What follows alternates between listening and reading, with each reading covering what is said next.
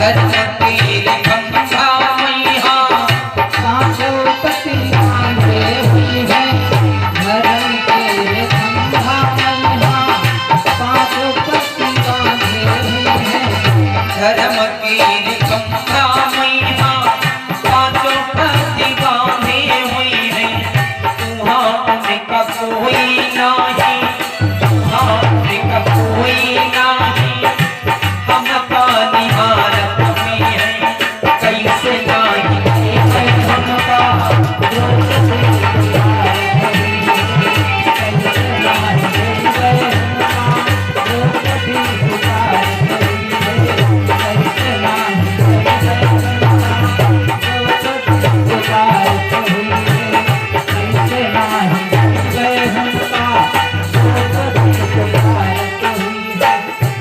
हमका निहारत हुई है, हमका निहारत हुई है, हमका निहारत हुई है, हमका निहारत हुई है। कैसे नाही कही गई हमका द्रौपदी पुकारत हुई है।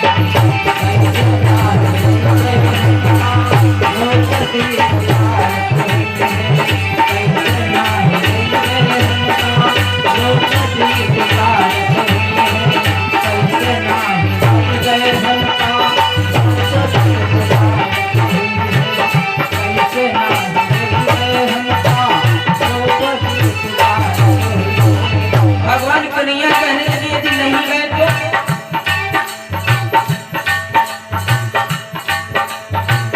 आखिर अंधन के अंधा हुई है, कानहु के बहिरे हुई है। अंधन के अंधा हुई है,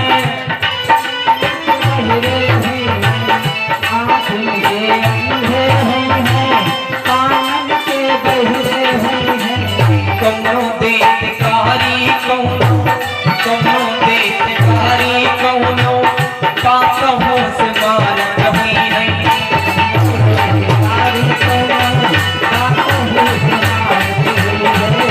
पाकहु से मारत हुई है, पाकहु से मारत हुई है, पाकहु से मारत हुई है, पाकहु से मारत हुई है।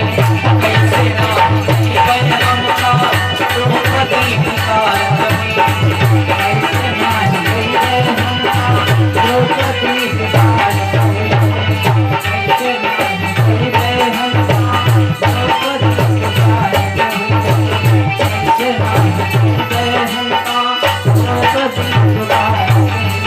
और तभी भगवान कन्हैया जी ने प्रण किया था क्या?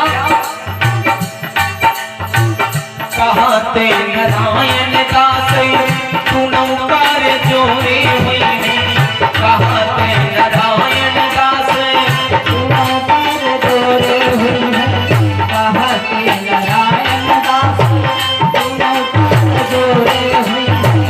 कहते नारायण दास तू नौकार जोरे हुई है। आजू राज गद्दी कैले, आजू राज गद्दी कैले, होते महाभारत हुई। आजू राज गद्दी कैले, होते महाभारत हुई। आजू राज गद्दी कैले, होते महाभारत हुई। महाभारत हुई है, होते महाभारत हुई है। होते महाभारत हुई है, होते महाभारत है। आजू राज गद्दी कैले, होते महाभारत हुई है। आजू राज गद्दी कैले, होते महाभारत हुई। आजू राज गद्दी कैले, होते महाभारत हुई। बोले वृंदावन बिहारी लाल की जय हो। भगवान कन्हैया ने तभी प्रण किया था कि आज राजगद्दी के लिए कल्याण महाभारत हुई है। महाभारत का जो युद्ध सुनिश्चित हुआ तो भगवान कन्हैया ने विचार किया यदि बलराम भैया होते तो महाभारत का युद्ध जीत नहीं पाते, क्योंकि दुर्योधन जो है ये बलदाऊ का चेला है, और जब चेले पे कोई आफत आएगी तो गुरु तो खड़ा ही होगा। बलराम भैया कौरवों की तरफ से जाते लड़ने के लिए। कहने लगे भैया, कहने लगे दाऊ से, कहने लगे दाऊ भैया आप कहीं घूमने के लिए भी नहीं जाते? तो कहने लगे कन्हैया तू कहना क्या चाहता है? तो कहने लगे मैं ये सोचता हूँ कि आप कहीं तीर्थ यात्रा कर आए। तो 21 दिन के लिए टूर पे भेज दिया। 21 दिन के लिए भगवान कन्हैया ने बलदाऊ जी को यानी तीर्थ यात्रा के लिए भेज दिया और 18 दिन में 18 अछूनी सेना सभी को मरवा दिया। लौट करके जिस समय आए बलराम भैया कहने लगे हमारे चेला कहाँ हैं? भगवान कन्हैया कहने लगे चेला तुम्हारे कब का कहीं केला खा रहे होंगे। बाद में कन्हैया में और बलराम भैया में युद्ध हुआ है। तो अब जीत कैसे पाऊं? जीत कैसे पाऊं? तो बलराम ने अपना हल और मूसल उठा करके फेंक दिया था जहां पर वो हल और मूसल गिरा था। कहने लगे कन्हैया ये जहां पर गिरेगा वहां के लोग तुम गाय की पूजा करोगे, वो गाय को काटेंगे। आप सभी लोग समझदार हैं कि वही से प्रजाति उत्पन्न हुई। बोलो वृंदावन बिहारी लाल की। आओ चलते हैं प्रभु जी के पावन चरित्रों की तरफ। कुरुक्षेत्र कैसे बना आप लोगों ने दोपहर की बेला में ये चर्चा श्रवण की। जिस समय वो श्रापित जो जल था, अंधी ने श्राप दिया था कि ये जल जहां पर आप गिरा दोगे वही क्षेत्र निर्मोही बन जाएगा। तो जब कोई कार्य बिगड़ता है तो थोड़ा उफन महसूस होती है। तो राजा दशरथ उस लोटे को हाथ में लिए हुए हैं, विचार करने लगे कि इस लोटे को मैं धरा पर रख दूं, जमीन पर रख दूं और इस सरयू का जल पी लूं। लेकिन जब वो जल रखने के लिए चले तो हाथ जोड़कर पृथ्वी मैया प्रकट हो गई। कहने लगी राजा ये पात्र मेरे को मत छुआना, नहीं तो मैं रसातल को चली जाऊंगी। फिर ये जल क्या करें? विचार करने लगे, लिए लिए यू कब तक घूमे हो, यही तृष्णा मां प्राण गमई हो। गुरु जी के पास में, वशिष्ठ जी के पास में गए। वशिष्ठ जी ने बताया देखिए शुभ और अशुभ जबई कछु होई, प्रथमई कसई पूर्वज सोई। आप कोई अच्छा कार्य करेंगे तो पूर्वजों पे जाएगा, आप कोई गलत कार्य करेंगे तो पूर्वजों पे जाएगा। कोई गलत कार्य करो तो यही कहेंगे भाई किसके लड़का है, फलाने का लड़का, फलाने पोता, फलाने पर पोता, पूर्वजों पे जाता है। तो अपने वंश को यानी अपने पूर्वजों को स्मरण करो। तो भगवान भास्कर को याद किया, भगवान सूर्य भगवान प्रकट हुए। आज पीवत नीर गिरा कछु धरनी, क्षेत्र बना पारथ वह तरनी। सूर्य भगवान ने जिसमें उस जल को पिया तो कुछ बूंदें कुरुक्षेत्र में गिर गई थी, वही कुरुक्षेत्र बना। आप लोगों ने श्रवण किया। आओ आज का जो विषय है रामायण, हमने देखिए चारों ग्रंथों की मर्यादा भी बता दी।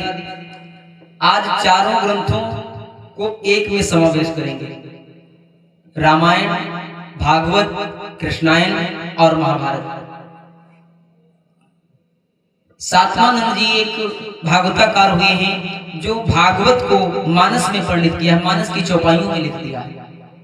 उसी की एक चौपाई है, एक चौपाई की मैं व्याख्या करूंगा और उसी चौपाई को आप ध्यान पूर्वक सुनेंगे। चौपाई मत भूलिएगा, हम कुछ भी सुना जाए लेकिन अपनी चौपाई मत भूलना। चौपाई कौन सी है?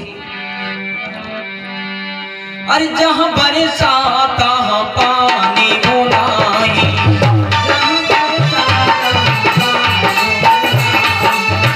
जहां बरसा तहां पानी बुलाए, सभा लगी तहां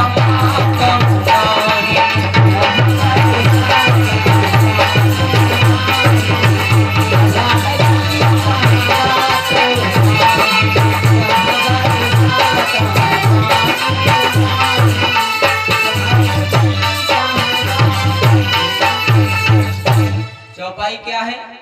जहां बरसा तहां पानी नाही और सभा लगी तहां बातों।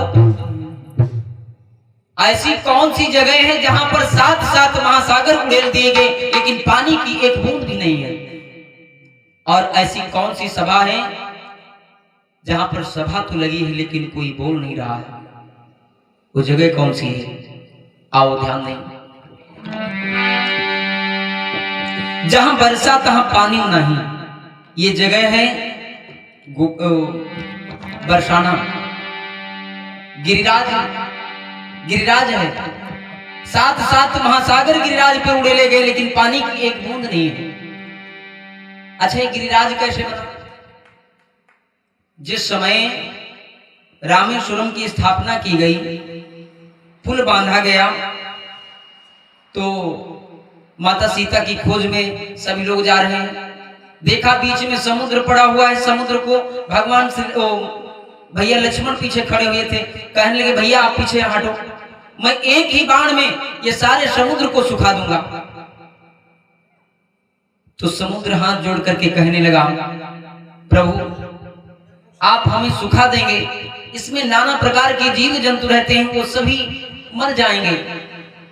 आप में 2 इंजीनियर हैं, आपकी सेना में 2 इंजीनियर हैं जो इस पे पुल बना देंगे। कहीं कहीं श्राप भी वरदान बनता है और कहीं कहीं वरदान भी श्राप हो जाता है। कथाओं में आप लोगों ने सुना होगा, नर नील दुर्वासा ऋषि ने इनको श्राप दिया था, क्योंकि दुर्वासा ऋषि जी ध्यान कर रहे थे और आगे शालिग्राम भगवान रखे हुए थे। अब ये बच्चे जाते हैं तो तालाब में डीला मारते हैं, तो 1 2 3 जगह गिरता है, छुरछुरिया उसे बोलते हैं। वो छुरछुरिया खेल रहे थे, सारे ढीला जो पड़े थे सबको छुरछुरिया खेल गए। अब आगे शालिग्राम भगवान रखे थे, उन्होंने उठाई और उसको भी खेल गए। जिस समय ध्यान करके आंखों को खोला तो देखा भगवान जो आगे सामने रखे हुए थे वो भगवान ही गायब। कहने लगे भगवान क्या हुए? तो कहने लगे बाबा ये भगवान थे, अरे हमने सोचा है ढीला हो गए तो हम भी इनको जो है छुरछुरिया खेल गए।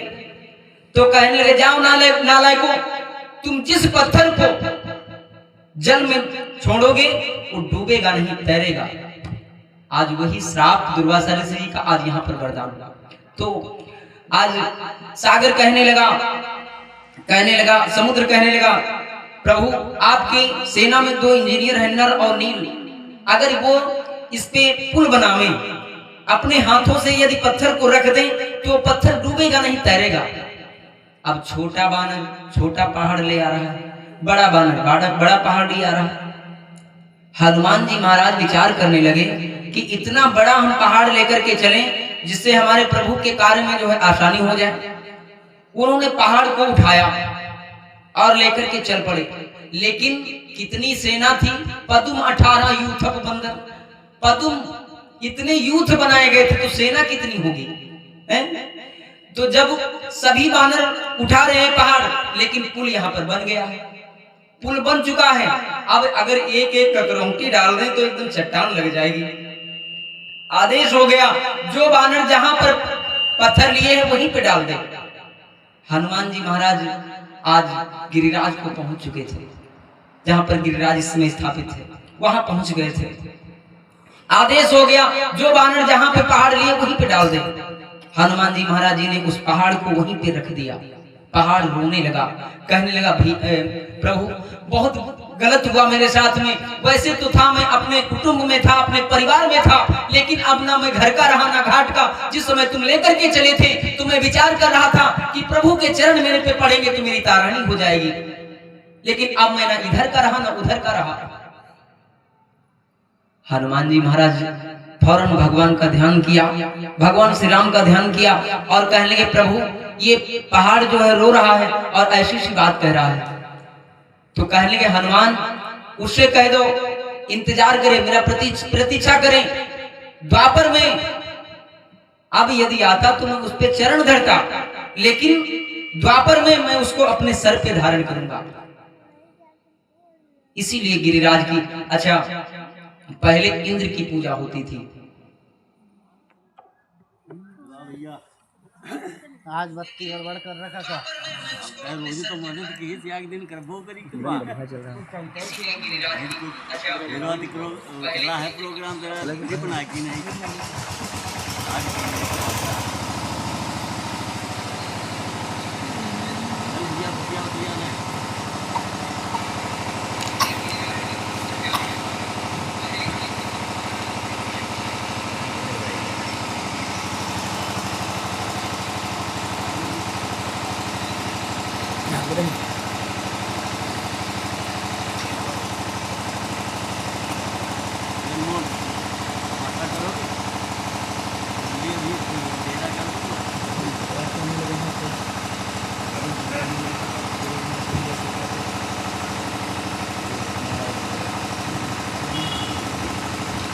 बोले वृंदावन बिहारी लाल की। जय हो। आज पहले इंद्र की पूजा होती थी, तो आज भगवान कन्हैया मैया के पास में जाए, देखा नाना प्रकार से व्यंजन बनाए जा रहे हैं इंद्र की पूजा करने के लिए।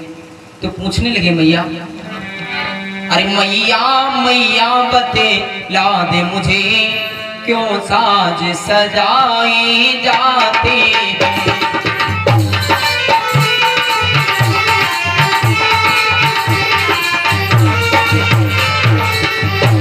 मैया मैया बतला दो मुझे, क्यों साज सजाए जाते हैं। कैसा उत्सव घरे होना है, भगवान बनाए जाते हैं।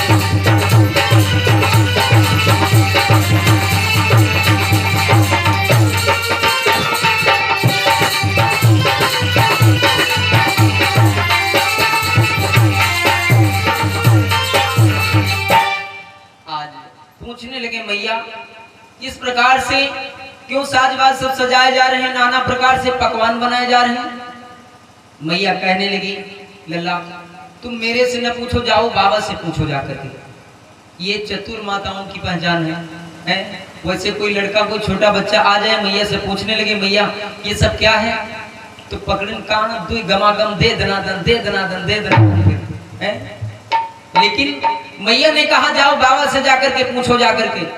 भगवान कन्हैया आज नंद बाबा जी के पास में पहुंच गए, कहने बाबा इस प्रकार से मिठाइयां बन रही हैं, नाना प्रकार से पकवान बनाए जा रहे हैं, क्या होना है, कोई उत्सव है क्या। कहने लगे लल्ला तुम्हें नहीं पता है, गिरिराज की इंद्र की पूजा हम लोग करते हैं।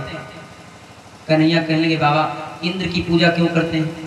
तो कहने लगे इंद्र की पूजा करते हैं, इंद्र प्रसन्न होते हैं तो बारिश करवाते हैं, और बारिश जब करवाते हैं तो घास उगती है, और उस घास को गौएं खाती हैं और मीठा मीठा दूध देती हैं। कहने लगे बाबा आप लोग यहाँ पर पूजा करते हो, लेकिन हिमालय में कौन पूजा करने जाता है, वहां तो बहुत बारिश होती है। भगवान कन्हैया की बातों का किसी के पास काट नहीं है। कहने लगे लल्ला तू कहना क्या चाहता है। तो कहने लगे मैं कहना ये चाहता हूँ बाबा कि अब की बार इंद्र की पूजा ना करके गिरिराज की पूजा की जाए, और गिरिराज की जब पूजा करोगे उसको नहलाओगे। 21 किलोमीटर के हैं भाई, 21 किलोमीटर के हैं गिरिराज भगवान। जाना कभी हम तो खैर दर्शन करने गए, 21 किलोमीटर के हैं, और कम से कम वहां पर जब तराई करोगे उसकी तो उसमें जो है घास उगेगी और गौएं चरेंगी। तो कहने हम अब की बार गिरिराज की पूजा करेंगे। अन्य ब्रजवासी थे सभी, कहने लगे तुम इस छोटे से बच्चे की बात मान रहे हो। अरे हम लोग वर्षों से गिरिराज की इंद्र की पूजा करते चले आ रहे हैं, कहीं इंद्र जी रुष्ट हो गए तो। देखिए ये जरूरी नहीं है कि जो हमारे पूर्वज करते आए हैं उसी को हम करें। एक बूढ़ा मातारी थी, अब उनकी आंखें नहीं थी, अंधी थी बेचारी। अब खाना बनावे रोटी बनावे तो बिलरिया आवे चुप्पे रोटी उठा ले चली जाए। तो बूढ़ा मैया अब सामने अपने कील ठोक दिया, कील ठोक दिया, और जौन रोटी बनाओ वह कीला मैया लगा दे, जौन रोटी बनाओ कीलम लगा दे। अब बहुरिया आई तो देखा कि सासू माता जो थी वो कीलम रोटी लगौती रहे हैं, तो हम कहे पीछे रखे, हम लगा दिए। अरे सासू माता की तो आंखें नहीं थी और तुम्हारे तो भगवान दोनों दिए हैं। कोई जरूरी नहीं, यदि आडंबर लगे तुम्हें उसको बंद कर दो, यदि आडंबर लगे तो उसको बंद कर दो। भगवान कन्हैया ने आज, क्योंकि भगवान कन्हैया की जो टीम थी वो कमजोर थोड़ी थी, इसको चौर मंडल कहा जाता था, लेकिन धीरे धीरे कहते कहते इसको चोर मंडल कहने लगे। और इस चौर मंडल का काम इतना ही था कि दूध दही मक्खन जो है वो खाओ और बिखेर दो, क्योंकि दुश्मन इसको खाने ना पाए। यही इनका नियम था। खैर आज नाना प्रकार से सभी लोग गिरिराज की पूजा करने के लिए चल पड़े। कहने लगे तुम्हारी पूजा में लगे क्या? कहने लगे ज्यादा चढ़ावा बढ़ावा तो नहीं लगे, लेकिन खाने पीने में कोई कसर भी ना हो। तो आज सभी लोग गिरिराज की पूजा करने चलेंगे। भगवान कन्हैया सभी ब्रजवासियों के साथ में गिरिराज की पूजा करने के लिए चल पड़े। सभी लोग गिरिराज के पास में पहुंच गए और नाना प्रकार से कहने लगे कैसे पूजा होती है? तो कहने लगे पहले नहलाओ, अब यमुना जी से जाएं, जल लेकर के आवे और एक एक कलसा उड़े लें उस पर, उमा एक मुछौ नहीं पीली हो पाओ उनकी है। तो आज भगवान कन्हैया ने फौरन गंगा मैया का स्मरण किया, तो मानसी मन से स्मरण किया, तो मानसी गंगा मैया वहीं पे प्रकट हुई। बोली मानसी गंगा मैया की। आज फौरन आप सभी लोग हमारे साथ में गाएंगे, पूजा करने लगे।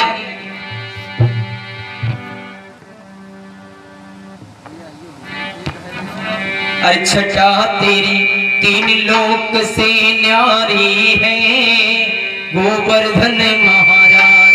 छटा तेरी तीन लोक से न्यारी है, गोवर्धन महाराज।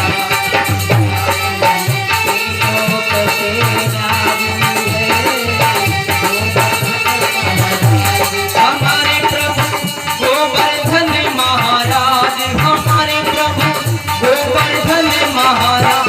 छटा तेरी तीन लोक से न्यारी है, गोवर्धन महाराज।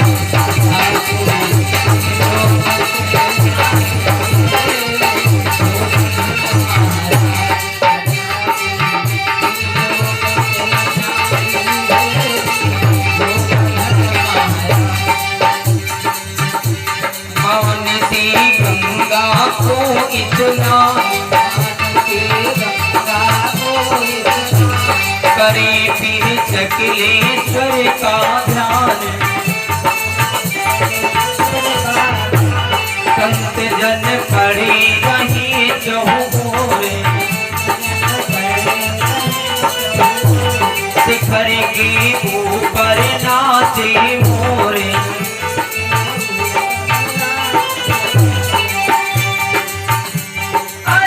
परिक्रमा की तैयारी है, गोवर्धन महाराज।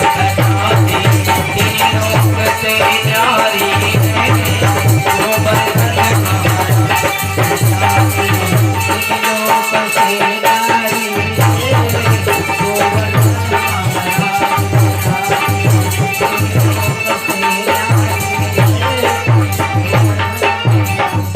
बोलो गिरिराज भगवान की, बोलिए कृष्ण भगवान की।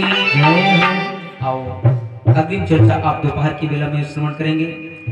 महाराज जी मंचासीन है, दो बार पावन नाम सभी लोग साथ में बोलेंगे। बोलो श्री राम जय राम जय जय राम, श्री राम जय राम जय जय राम, श्री राम जय राम जय जय राम, श्री राम जय राम जय जय राम। बोलो श्री राम जय राम जय जय राम,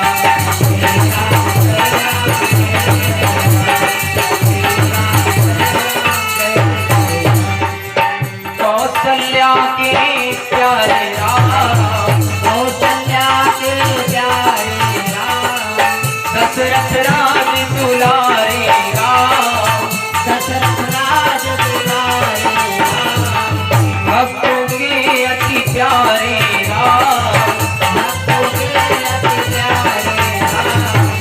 बोलो श्री राम जय राम जय जय राम, श्री राम जय राम जय जय राम। बोली राम नाम भगवान की जय हो। अयोध्या धाम की जय हो। आओ अब महाराज जी मंचासीन है, महाराज जी के मुखारबिंद से पावन चर्चा को श्रवण करके अपने मानव जीवन को धन्य बनाएं। बोले